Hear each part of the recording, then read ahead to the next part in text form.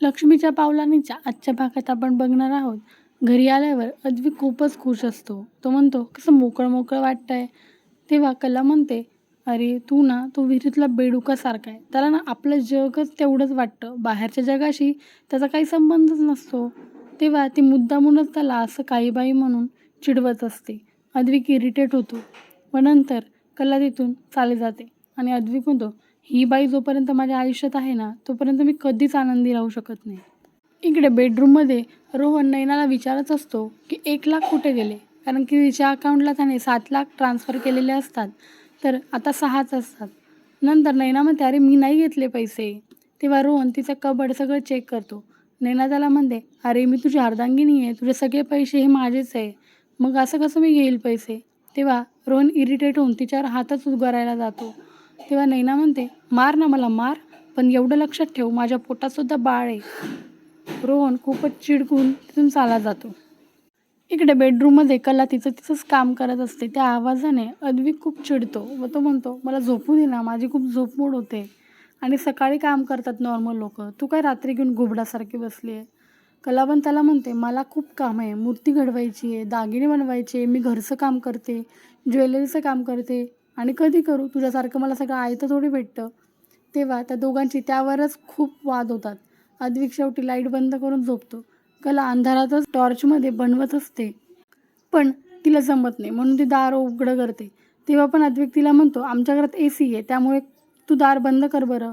पण कला म्हणते, तू गुपचाप झोप, मला खूप काम आहे, आणि ती तशीच तिथून चालली जाते. अद्विक म्हणतो, माझ्याच घरात मला अशी करते, म्हणून तो ACचं टेम्परेचर खूप कमी करून मुद्दामून तिला बघतो डोळे झाकून झाकून. नंतर कलाला थंडी वाजायला लागते आणि ती अंगावर पांघरून घेते. नंतर तिला दिसते अद्विकने मुद्दामून केलं. त्यावर पण त्यांचे खूप वाद होतात. अद्विक तिला उशी फेकून मारतो. तेव्हा कला चिडून उठून त्याच्या सगळ्यात उशा घेऊन खाली येते व म्हणते, गुड नाईट, आता झोप तू. अद्विक चिडून म्हणतो, उशा दे बरं मला. कला म्हणते, मिळणार नाही. अद्विक तसाच बिना उशीचा झोपतो व कला त्याची गंमत बघतच असते. इकडे खरे फॅमिलीमध्ये काजल आणि संगीता घरच आवरत असतात. तेव्हा काजल म्हणते, आई याला किती वेळ लागणार आहे, मला बाहेर जायचे.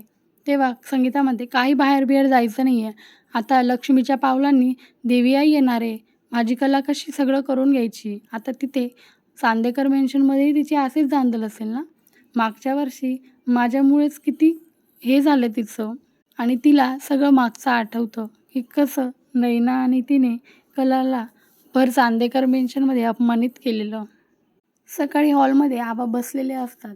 कला किचनमध्ये जाऊन रजनीला म्हणते, मॅडम चला काहीतरी करू आता लवकर फाटफाट.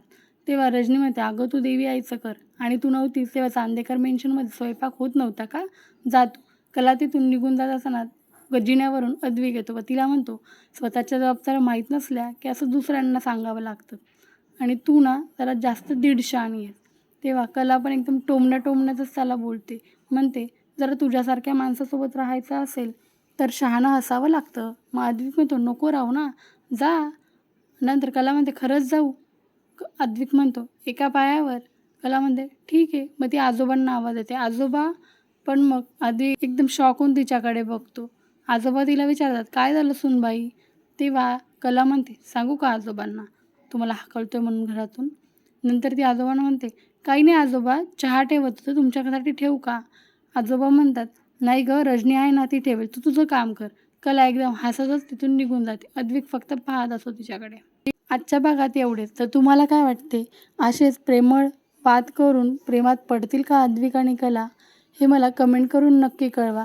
तुम्हाला सर्वांना व फॅमिलीला नवरात्रीच्या हार्दिक शुभेच्छा. आजचा भाग आवडला असेल तर चॅनलला लाईक, शेअर आणि सबस्क्राईब करायला विसरू नका. थँक्यू.